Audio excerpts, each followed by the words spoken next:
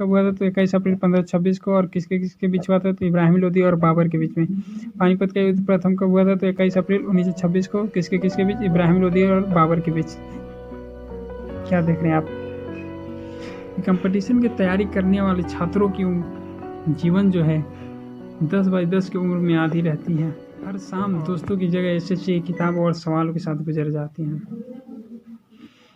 कि हम अपने गांव, घर बार, परिवार से दूर शहर में आए थे कि तैयारी उम्मीद के साथ, इस तैयारी के साथ कि साल 2 साल में कुछ नौकरी हम भी ले लेंगे, मगर एसएससी के सवालों की तरह हम अपने जीवन में उलझ जाएंगे, ये हमें कहाँ पता था कि लूसेंट की किताब और जीके की सवालों को याद करते करते हम अपने गांव और घर का ही रास्ता भूल जाएंगे।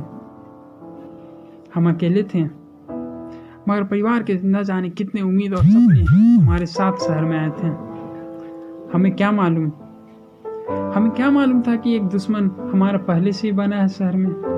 कोई व्यक्ति नहीं, कोई इंसान नहीं, बल्कि वो हमारा आयोग ही है जिसके भरोसे हम आगे बढ़ रहे थे, जिस पे हमने उम्मीदें लगाई थी।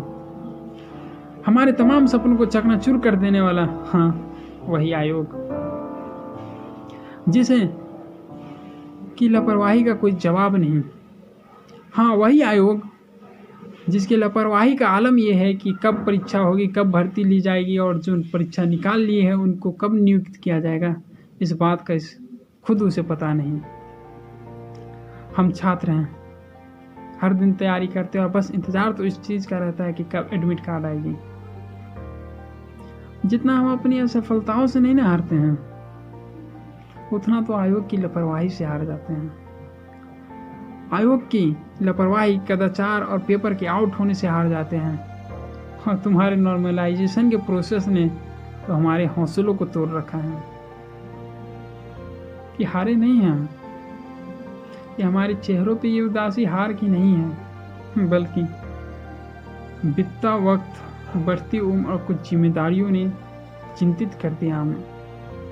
और ये बार बार पेपर आउट होना, असफल होना, ये सब कुछ हमें हारा हुआ महसूस करने कहती हैं।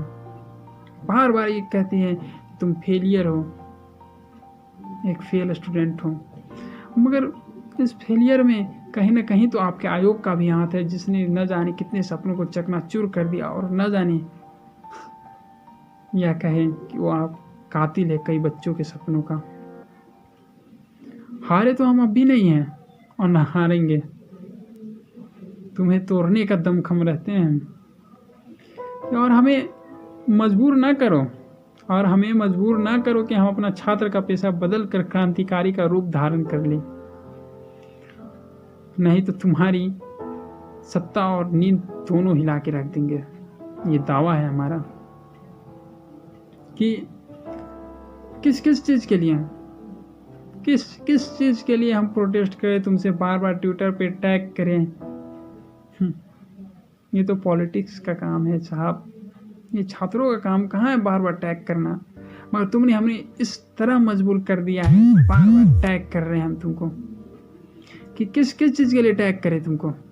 परीक्षा लेने के लिए जो हमारा काम नहीं है, या भर्ती के लिए, उस भर्ती के लिए जो बच्चा परीक्षा पास होकर ज्वाइनिंग लेटर लेकर घर पे बैठा है और इस इंतज़ार में कब उसे नौकरी करने का मिलेगा, या उस रोज़गार देने के लिए ट्वीट करें हम आपसे, या फॉर्म निकलवाने के लिए क्या साहब समय हो गया हमारा, परीक्षा ले लीजिए आप। हंसी आती है आपके इस बिहेवियर पे। आपके मतलब थोड़ा आकर देखिए कैसे रातों को बच्चे जगते हैं और बार बार कोशिश करते हैं हारने के बावजूद भी, और तुम्हारा पेपर आउट कर देना उनके लिए कितनी बड़ी हार है। छात्रों की बात सुनिए साहब, और अपने भविष्य और बच्चों के भविष्य को देखते हुए एक सुधार की पहल कीजिए। हाँ, आपसे रिक्वेस्ट कर रहे हैं। और याद रखिए, जिस दिन ये युवा जाग गया ना और हक के लिए खड़ा हो गया सब कोई, तुम्हारी नींद हिल जाएगी रातों की, जो बिस्तर पे सोते हो। हाँ, कर देखो कभी 10x10 के रूम में 4 लड़के रहते हैं और चारों एक साथ तैयारी करते हैं। सबके घर का कंडीशन अलग अलग है, फिर भी हम जंग लड़ रहे हैं एक तैयारी कर रहे हैं कि एक सुधार की पहल कीजिए।